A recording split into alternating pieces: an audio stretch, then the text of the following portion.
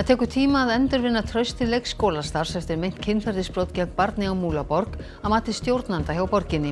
Breyta á húsnæði og vinnulagi til að koma í veg fyrir að slíkt endurtaki sig. Það hriktir í stoðum EES-samstarfsins en hagsmunir Íslands til lengri tíma felast í að styrkja það, segir sviðsstjóri hjá Samtökum iðnaðarins.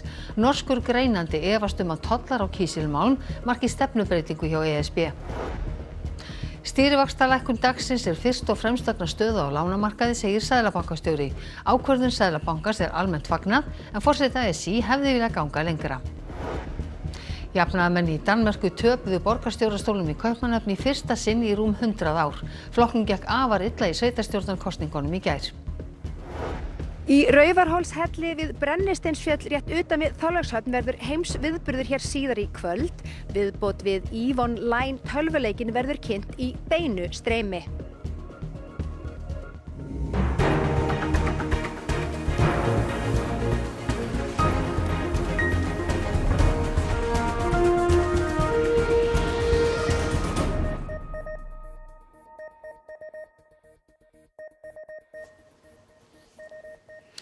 Komiði sæl. Gera á breytingar á húsnæði allra leikskóla Reykjavíkur og breyta vinnulagi til að koma í veg fyrir að starfsfólk sé utan sjónmáls og eitt með börnum. Nokkrir foreldrar hafa tekið börn sín af Múlaborg eftir að upp komst meint kynferðisbrot starfsmanns þar gegn barni. Eftir að máli kom upp á stjórnendum allra 70 leikskólana sem borgin rekur, falið að gera úttekt á húsnæði síns skóla til að fækka aflökuðum rýmum og setja glugga á hurðir. En þegar hafa slíka breytingar verið gerðar á Múlaborg. Þá verði einnig gerðar breytingar á vinnufyrirkomulagi. Akkur á að fjölga gluggum? Til þess að auka sýnileika og takmarka það að það séu rými þar sem að starfsfólk er eitt með börnum. Þýðir þetta að það þarf að bæta við starfsfólki á leikskólana? Nei, ég myndi ekki segja það. Þetta eru viðbrögð því sem talið að hafi gerst en hefði ekki þurft að vera búið að bæta aðstæðu fyrr? Staðreyndin er sú að leikskólarnir eru í mjög misjöfnu húsnæði, misgömlu og nú hefur bara verið í þeirri vinnu að greina það sem þarf að gera til þess að auka öryggi. Reykjavíkurborg hefur boðað foreldra barna á Múlaborg á stuðningsfundi í kvöld. Máli komst í hámæli í ágúst þegar lögregla fékk tilkynningu frá foreldrum stúlku á Múlaborg að brotið hefði verið á henni. Rúmlega 20 karlmaður sem starfaði á leikskólanum var handtekinn og hefur nú verið ákærður fyrir nauðgun og kynferðisbrot. Hann hefur játað sök að hluta. Framkom í Kveiki í gær að 12 meint brot til viðbótar hafi verið kært til lögreglu, rannsókn þeirra var felld niður. Nokkrir foreldrar á Múlaborg tóku síðan þá ákvörðun að láta börn sín hætta á leikskólanum. En í þeim tilvikum sem að það er umsóknir bárust okkur, þá unnum við það bara með foreldrunum og hjá aðstöðum við að fá flutning og sýndu því þetta bara fullan skilning. Var þetta mörg tilvik? Ég get ekki svarað því. Á leikskólastarfi eins og allt annað skólastarf það byggir á trausti. Er það glatað? Auðvitað er það þannig að þegar svona mál kom upp eins og í Múlaborg þá kemur skarð í traustið og það mun taka tíma að vinna það upp. Búast má við hörðum skoðanaskiptum á fundi utanríkisráðherra EES-ríkjanna með einum af framkvæmdastjórum Evrópusambandsins í Brussel á morgun. Hérna í EFTA-húsinu er verið að raða stólum og borðum fyrir ráðherrafundin sem haldinn verður hérna á morgun. Dagskrá funda sem þessa er venjulega ákveðið með talsvert löngum fyrirvara en atburðir síðustu daga hafa sett þennan fund í nýtt samhengi og það er vaxandi umræða framtíð samstarfsins milli EES-ríkjanna og Evrópusambandsins og stöðu þessara þriggja ríkja á innri markaðnum. Þetta er auðvitað, eins og við höfum sagt, áfall og auðvitað hriktir svona aðeins í stóðum kannski EES-samstarfsins akkurat núna. Hins vegar teljum við að það séu gríðarlega miklir hagsmunir undir fyrir Ísland að styrkja EES-samstarfi til lengri tíma. Og það hljóta að vera hagsmunir Íslands og íslenskra fyrirtækja að við ásamt Norðmönnum stöndum mjög þétt á baki þessu samstarfi og sinnum mjög virkri hagsmunagæslu innan EES og gagnvart EES-samningnum. Það hljóta að vera okkar heildarhagsmunir. I'm not completely sure if we can call it a policy change yet. This is a fairly specific case, and of course you have the legal basis to use those types of tools under the EEA agreement. So I wouldn't necessarily predict that we will fall outside of all trade measures coming in the future, but of course we are entering more turbulent times. European Commission will have to act quickly, use tools that may be termed protective or even protectionist. And in a lot of cases, it might be the case that they can't really take into consideration Norwegian or Icelandic interests when shaping those tools. Og við munum vera með mjög skýr skilaboð að minnsta kosti frá Íslandi fyrir hönd íslensks atvinnulífs og iðnaðar hvað þessi mál varðar, að það sé algjörlega óbáðlegt að íslensk fyrirtæki sitji undir regluverki sem að getur á köflum verið íþyngjandi án þess að njóta ávinningsins af aðgengi að mörkuðunum. En það breytir þó því ekki að EES-samningurinn enn mikilvægasti viðskiptasamningur Íslands og það skiptir öllu máli að, eins og ég sagði, að sinna virkri hagsmunagæslu innan EES, gagnvart samningnum og að Ísland standi styrkum fótum hvað þetta samstarf varðar. Og tollar á kísil lituðu þingstörfin áfram í dag því þingmenn stjórnarandstöðuna treystu sér ekki til að greiða atkvæði með frumvarpi fjármálaráðherra evrópska langtímafjárfestingasjóði. Frumvarpið sem hefur raunar engin áhrif því engir slíkir sjóðir eru starfræktir hér á landi hefðbundið innleiðingarmál og engin ágreiningur efnisatriði þess. Málið var tekið af dagskrá í gær til að skapa vinnufrið og við atkvæðagreiðsluna í dag lýstu fulltrúar stjórnarandstöðuflokkana yfir að óviðeigandi væri að styðja málið í ljósi þess sem á undan er gengið. Það gengur gegn sannfæringu minni að halda hér áfram að samþykkja innleiðingar frá Brussel þegar við erum hér í óvissu hvort við séum hér að fullu hluti að innri markaði ESB eða ekki. Þess vegna væri það sérkennilegt að við afgreiddum slík mál eins og ekkert hefði í skorist, eins og ekkert hefði gerst í gær. Við erum hér eftir nokkrar mínútur að fá samþykkja þetta, örugglega með meirihluta, þrátt fyrir það sem að gerðist hér í gær og ESB ekki verið samningin. Miðflokkurinn ekki fara að leggja gegn þessu máli, en við verum gul. Peningastefnunefnd Seðlabanka Íslands ákvað í dag að lækka stýrivexti 4 úr prósentustigi. Það einkum vegna stöðu á lánamarkaði eftir vaxtadóminn. Meginvextir bankans fara því úr 7,5% í 7,25%. Peningastefnunefnd var einhuga þessa ákvörðun. Þessi lækkun núna er viðbrögð við þeirri stöðu sem hefur verið á lánamarkaði. Þannig við erum að sjá heimilin, það hefur verið herðing, sem við köllum herðing á fjármálaskiljurum heimila. Húsnæðiskaupendur eru bara að fá hærri vexti. Og það er einhverju marki það að aðhaldið hefur aukist án þess að við þeim beinlínis ætlast til að það gerðist. Þannig við telum okkur að við höfum þó geta ákveðið að bregðast við með þó 25 púnta lækkun. Verðbólgan er enn þrálát 4,3% en bankinn telur að hún verði komin í 3,5% mitt næsta ár. Það sem við erum að sjá núna er í rauninni röð áfalla, sérstaklega hvað varðar útflutning landsins og það er leiðið til þess að hagvöxturinn á næsta ári, hann minnkar verulega og hagvöxtarkerfisins minnkar og við erum þá bara að sjá hraðari kólnun. Og leið og hagkerfið kólnar að þá skapast atvinnuleysi og launahækkanir draga saman. Og svo framvegis og það ætti að leita þess að verðbólga minnki. Aðstoðar framkvæmdastjóri SA beindi vonir við frekari vaxtalækkanir í ljósi verra efnahagsástands en forseti ASÍ bjóst við meiri lækkun núna. Við bjuggumst við því að Seðlabanki væri að horfa til þess að við erum að fara inn í svona töluverða óvissu og það er langt í næstu lækkun eða í næsta ákvörðun hjá Seðlabankanum og þess vegna reiknuðum við með því að það væri svona heldur meira gefið í heldur en við gerðu en eins og ég segi þetta er þó í áttina að því að koma aðeins súrefni inn í atvinnulífið aftur. Áhrifin af lækkuninni fari eftir hvernig bankarnir bregðast við. Þeir hafi borð fyrir báru með að lækka vexti sem á fleiri fyrirtæki til lækkunar. Samtök atvinnulífsins segja lækkunina jákvæða í ljósi vanda útflutningsgreina og verra efnahagsástand sem ætti aðlega til hjöðnunar verðbólgu. Vonir standi til að vextir lækki frekar. Það er alveg útlit fyrir það að miðað við svona uppfærðar spár helstu greiningaraðila að þetta gæti verið upphafið af vaxtalækkunarferli en það þá fyrst og fremst vegna þess að horfurnar í efnahagslífinu hafa versnað og við sjáum þarna birtast mjög skýrum hætti hvað Versnandi horfur hjá okkur útflutningsgreinum hafa mikil áhrif á hagvöxt og þar með lífskjör í landinu og mikilvægt að styðja vel við þær undir þessum kringumstæðum. Þó vaxtalækkun dagsins sé ekki mikil gæti hún haft töluverð áhrif á greiðslur af fasteignalánum. Ef viðskiptabankarnir lækka vexti 0,25% gætu greiðslur af 45 milljóna króna óverðtryggðu láni til 30 ára lækkað rúmlega 10.000 krónur á mánuði.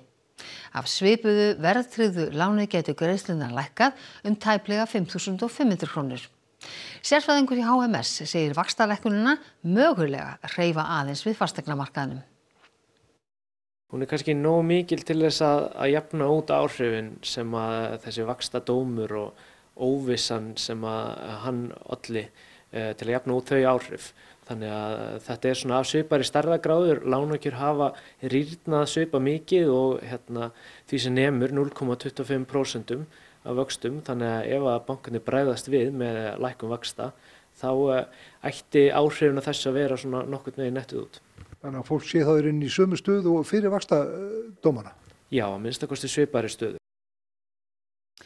Jafnaðarmenn gultu afhroð í sveitarstjórnarkosningunum í Danmörku í gærkvöld. Borgarstjórastóttin í Kaupmannahöfn gekk þeim meðal annars úr greipum í fyrsta sinn í rúm 100 ár. Fyrirfram var búist við að kosningarnar yrðu erfiðar fyrir jafnaðarmenn. Niðurstaðan var svo að fylgi jafnaðarmanna minnkaði 5% stig eða í rúm 23%. Það minnsta fylgi flokksins í sveitarstjórnarkosningum á síðari tímum. Venstre tapaði 3% stigum sem minna tap en búist var við. Stærsti sigurvegarinn var hins vegar Danmerkur demokratarnir, hægri flokkur með harða innflytjendastefnu. Hann bauð fram í fyrsta sinn í sveitarstjórn og fékk yfir 100 sveitarstjórnarfulltrúa og 1 sveitarstjóra. Slakt gengi jafnaðarmanna sást líklega hvað best í Kaupmannahöfn.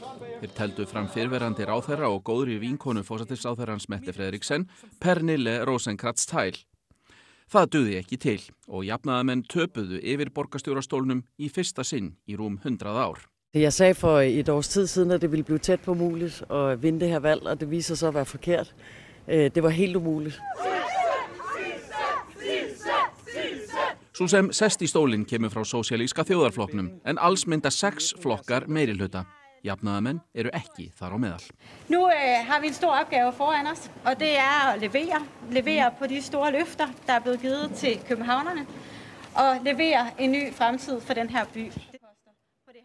Tap jafnaðarmanna tekur á sig ýmsar birtingarmyndir. Flokkurinn tapar fylgi í 87 af 98 sveitarfélögum. Stærsta tapið í Frederikshavn, rúm 30% stig. Í 2 sveitarfélögum, Fanu og Lesu, engin sveitarstjórnarfulltrúi frá jafnaðarmönnum. Alls hefur bæjarfulltrúum þeirra fækkað úr 755 í 599 eða 15 og þá hefur sveitarstjórum fækkað úr 44 í 26 og Venstre nú sá flokkur sem með flesta sveitarstjóra. Mette Frederiksen leiðtogi jafnaðarmanna brást við niðurstöðunum í ræðu í gærkvöld. Jeg skal have lov, og vi skal have lov til at kigge mere ned i det her, men der en tendens i det her, og der jo simpelthen nogle danskere, der den her gang har valgt at stemme på nogle andre partier. Det tager vi meget alvorligt. Fordi jeg formand for Socialdemokratiet, så bærer jeg også ansvar, men jeg jo formand for et folkeparti. Og jeg tror, det blevet svært. Det er jo ikke så svært at være et nicheparti, der prioriterer én sag over alle andre. Socialdemokratiets opgave at kunne det hele, og det blevet svært. Det altså ikke en bortforklaring. Jeg prøver egentlig at være sådan ret åben og ærlig. Aðalmeðferð hófst í héraðsdómi Reykjaness í morgun yfir Margréti Höllu Hansdóttur Löf, sem sætir ákæru fyrir að hafa banað föður sínum Hans Róland Löf á heimili hans í Súlunesi í Garðabæ í apríl síðastliðnum með því að beita hann langvinnu og hrottalegu ofbeldi. Hún jafnframt ákærð fyrir að hafa reynt að bana móður sinni. Réttað fyrir luktum dyrum og gert ráð fyrir að aðalmeðferðin taki 4 daga. Sonur mannsins gerir kröfu miskabætur upp á 6 milljónir króna, auk þess sem hann krefst þess að Margrét verði gerð arflaus. Tjón eftir eldsvoða í verksmiðju Primex á Siglufirði hleypur á 100 milljóna króna. Fyrirtækið stefnir að hraðri endurbyggingu og hyggst ekki segja upp starfsfólki, þó höfuðstöðvarnar séu mjög illa farnar. Hérna voru skrifstofur og starfsmannastaða, á efri hæðinni voru kaffistofur og já, svo gengi hérna inn í framleiðslusalinn, hérna upp stigann og já, gegnum þetta hurðargat þarna. Og hér lítið eftir. Hér ekkert eftir. Fyrir rétt rúmum mánuði kviknaði eldur í húsi líftæknifyrirtækisins Primex við Siglufjarðarhöfn og fljótt varð stór bruni í efri hluta hússins sem slökkviliðsmönnum gekk illa að hafa hemil á.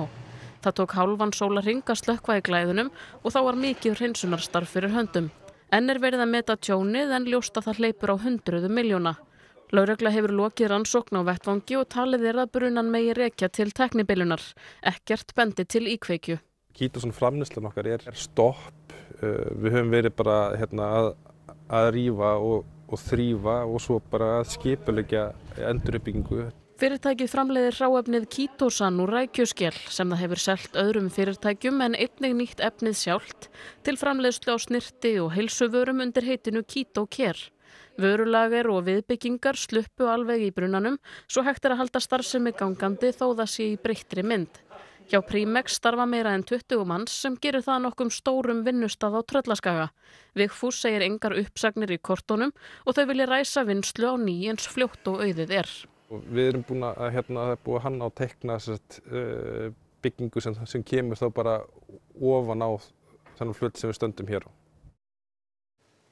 Frumvarp birtingu Epstein-skjalanna flaug í gegnum báðar deildir Bandaríkjaþings í gærkvöld. Aðeins einn þingmaður fulltrúadeildarinnar greiddi atkvæði gegn birtingunni og í öldungadeildinni var samið að afgreiða málið án atkvæðagreiðslu.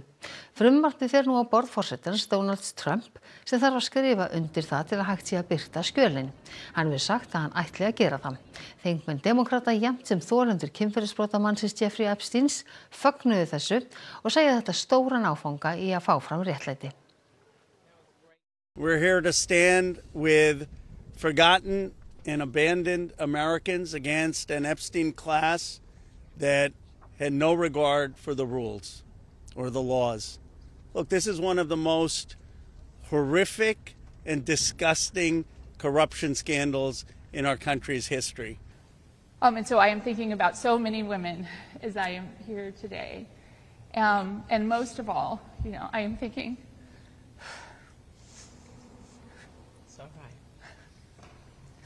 about Virginia Roberts Giuffre. We would not be here without her. There is no doubt in my mind about that. Framkvæmdastjóri Heimilis og skóla tekur undir hugmyndir að samfélagsmiðlar verði bannaðir fyrir börn yngri en 16 ára. Allt of mikið sé óæskilegt efni sem hafi neikvæð áhrif á ungmenni.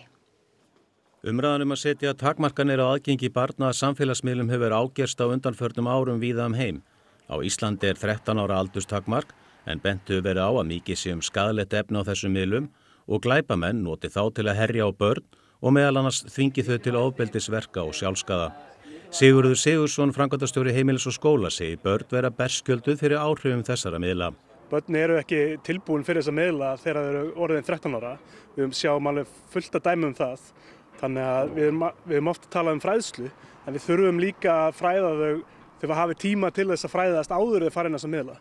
Ekki bara sér hleypt inn þessa miðla og eiga að finna út úr hlutunum. Guðmundur Ingi Kristinsson, mennta- og barnamálaráðherra, sagði nýlega á Alþingi að hann væri hlynntur því að hækka aldurstakmark á samfélagsmiðlum.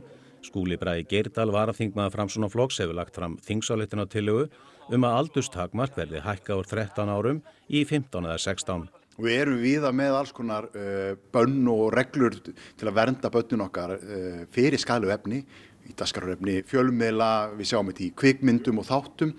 En þarna bara stór skekkja og frítt spil gefið á samfélagsmiðlum og það óviðunandi í mínum huga.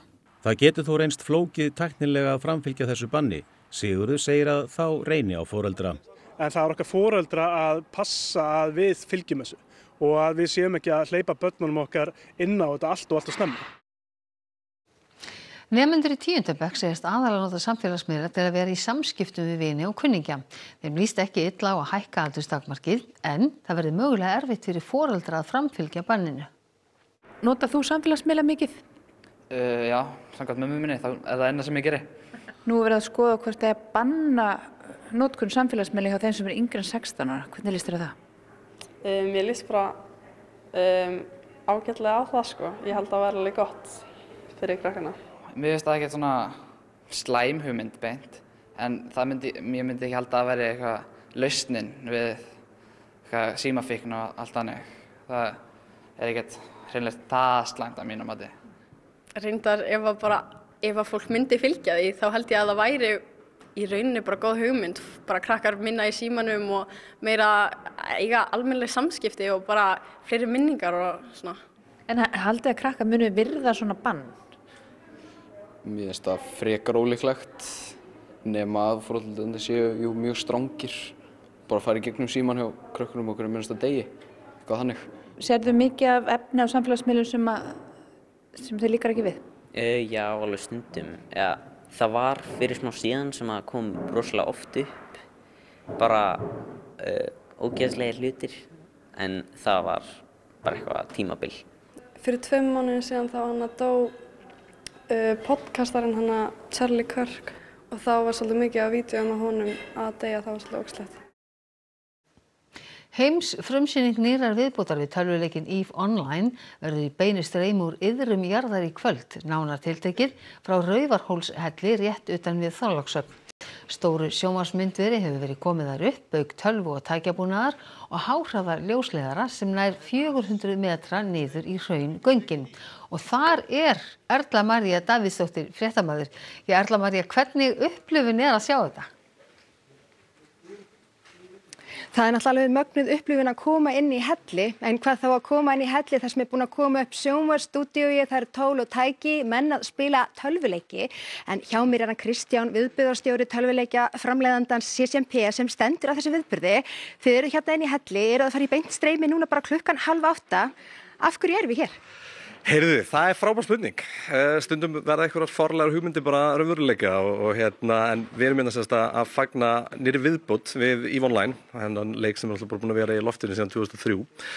Og nýja viðbótin, hún fjallar rosalega mikið um mæning eða svona námugröft eða þannig að og herferðin að þetta byrja allt frá steini, þannig að af hverju ekki bara byrja inn í honum. Og hvað mega, þeir sem að tengja sig inn, hverju mega er að vona í kvöld í þessu streymi?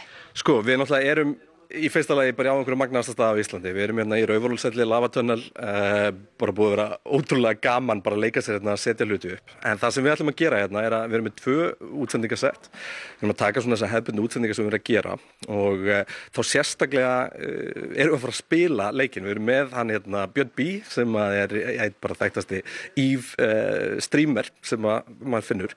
Hann er hérna hinum megin núna tilbúinn með PS-tölu allan pakkan, ætlar að spila hérna í kvöld. Við ætlum að vera með spjallæti hérna niðri. Þetta verður eitthvað skemmtun allavega. Er þetta eitthvað það sem koma skal svona í framtíðinni? Þeir eru oft með streymi svona óhefbundum stöðum. Er þetta bara döfinni núna bara næstinni aftur? Ég veit það ekki. Við heyrðum í Nova hérna þegar að þessu hugmynd kom upp og því að það náttúrulega er ekkert eðlilegt við það að vera að fara að spila töluleiki 400 metrun í jörðinni. En eins og við flest annað þá hlupum við til og reddi þessu, þannig að það er spurning hverju ég hendi þau næst. Frábært, herðu, gangi ykkur bara vel í kvöld en við kveðjum þá að sinni. Takk fyrir þetta Erla María Davíðsdóttir, stödd í Raufarhólshelli rétt við Þorlákshöfn. En Sigríður Halldórsdóttir, hvað ætlið þið að bjóða upp á í Kastljósi kvöldsins? Við ætlum að halda okkur við málefni dagsins. Í þessum töluðu orðum þá stendur yfir stuðningsfundur fyrir foreldra barna á leikskólanum Múlaborg og við fáum til okkar beint af fundinum Indíönu Rós Ægisdóttur. Hún er sérfræðingur í kynfræðslu á skóla- og frístundasviði og hingað kemur líka Sigurður Sigurjónsson, formaður félags stjórnenda leikskóla og svo er það vaxtalækkun Seðlabankans. Við fáum líka viðbrögð við henni í þættinum. Missum ekki að því, takk fyrir þetta Sigríður og við lítum að sjálfsögðu núna til veðurs. Skil ganga norðaustur yfir landið á morgun með hlýnandi veðri tíma og dágóðri rigningu sunnan og vestanlands. Skilin verða mestuleyti gengin hjá aðra nótt og við tekur þá svalara veður við stöku skúrum eða éljum, þá fyrst og fremst á vesturhelmingi landsins. En það verður nánar fjallar veðurhorfur að loknum íþróttum. Við setjumst niður með Heimi Hallgrímssyni sem hefur bæði verið talin hetja og skúrkur síðustu mánuði á Írlandi. Hann er hrifinn af leik íslenska karlalandsliðsins í fótbolta. Heilinn er auðvitað bara á fullu að hugsa hvað maður þarf að segja og hvernig maður á að tala og hvernig maður á að koma fram á svona augnablikum. Íslenska kvennalandsliðið í körfubolta byrjaði undankeppni EM 2027 með 2 stórum töpum. 30 stiga tapi fyrir Portúgal í gærkvöld. Við förum yfir þetta og fleira í íþróttafréttum hér rétt á eftir. Áður en við kveðjum ykkur þá ætlum við að rifja upp helstu atriði þessa fréttatíma. Það tekur tíma að endurvinna traust til leikskólastarfs eftir meint kynferðisbrot gegn barni á Múlaborg að mati stjórnanda hjá borginni. Breyta á húsnæði og vinnulagi til að koma í veg fyrir að slíkt endurtaki sig. Það hriktir í stoðum EES-samstarfsins en hagsmunir Íslands til lengri tíma felast í að styrkja það, segir sviðsstjóri hjá samtökum iðnaðarins. Norskur greinandi efast að tollar á kísilmálm marki stefnubreytingu hjá ESB. Stýrivaxtalækkun dagsins fyrst og fremst vegna stöðu á lánamarkaði, segir seðlabankastjóri. Ákvörðun Seðlabankans almennt fagnað, en forseti ASÍ hefði viljað ganga lengra. Jafnaðarmenn í Danmörku töpuðu borgarstjórastólnum í Kaupmannahöfn í fyrsta sinn í rúm 100 ár. Flokknum gekk afar illa í sveitarstjórnarkosningum í gær. Þessum fréttatíma að ljúka og nú komið að fréttum af íþróttum, veðri og svo það Kastljós. Næsti fréttatími okkar í útvarpinu klukkan 10 í kvöld. En nýjustu fréttir þær eru birtar jafnóðum alltaf á vefnum okkar ruv.is og þar má finna fréttir á íslensku, ensku og pólsku. En við á fréttastofunni, við ætlum að þakka ykkur samfylgdina þar sem af þessum degi. Verið sæl.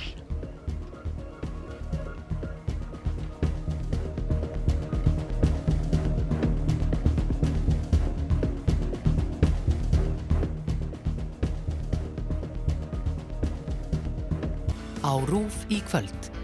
Kiljan fyrir löngu orðin ómissandi í bókmenntaumræðinu í landinu. Egill og bókhelskir félagar hans fjalla sem fyrr forvitnilegar bækur af ýmsum toga og úr öllum áttum.